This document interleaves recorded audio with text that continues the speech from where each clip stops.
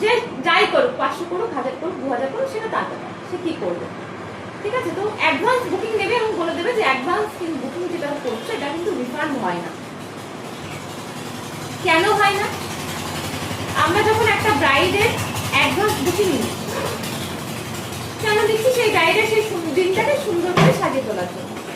হয়তো সেই ব্রাইডের যে রিকোয়ারমেন্ট আছে, যে প্রোডাক্ট দিয়ে করবে বা যেমন করতে চাইছে, আমরা কি করি ওই টাকাটা কিন্তু সেই ব্রাইডকে সাজানোর জন্য যে প্রোডাক্টটা আমার কাছে নেই, সেই প্রোডাক্টের মধ্যে ওই টাকাটা তখন ইনভেস্ট করে দিই, ওই পেমেন্টটা, যে পেমেন্টটা সে আমাকে বুকিং করেছে। তাহলে যদি আমি ইনভেস্ট করে দিচ্ছি, তাহলে ওই পেমেন্টটা তো আমার কাছে থাকছে না। যখন কোনো ব্রাইড তোমাকে ক্যান্সেল করবে, তখন কি তোমাকে কি করতে হবে? ওই প্রোডাক্টটা তোমার কেনা হয়ে গেছে, তখন তোমাকে নিজের থেকে তাকে পেমেন্টটা ব্যাক করতে হবে। তো সেটা কিন্তু কেউই করে না। তুমি সাপোজ কোনো দোকানে, আমি বলি, কোনো দোকান থেকে যখন তুমি কোনো জিনিস কিনবে বা জামা কাপড় যাই হোক, সেটা কি ফিরিয়ে দিয়ে গেলে দোকানদার কখনো আমাদের সেই টাকা রিটার্ন দেয়? অবশ্যই সেটার পরিবর্তে অন্য একটা জিনিস আমাদেরকে নিতে হয়।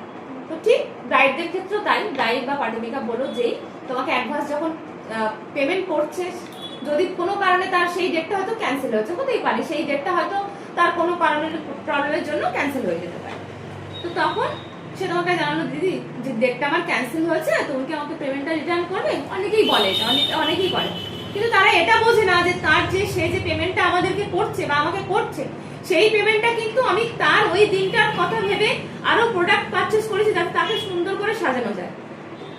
তো সেই পেমেন্টটা তো আমার দেওয়া পসিবল হচ্ছে না। তখন এটা বলতে পারো যে ঠিক আছে, তোমার ওই ডেটটা যেহেতু ক্যান্সেল হয়েছে, তো আমার নিশ্চয়ই হবে, তো সেই ডেটে যদি আমি ফ্রি থাকি অবশ্যই আমি করবো। ঠিক আছে, বোঝা গেছে?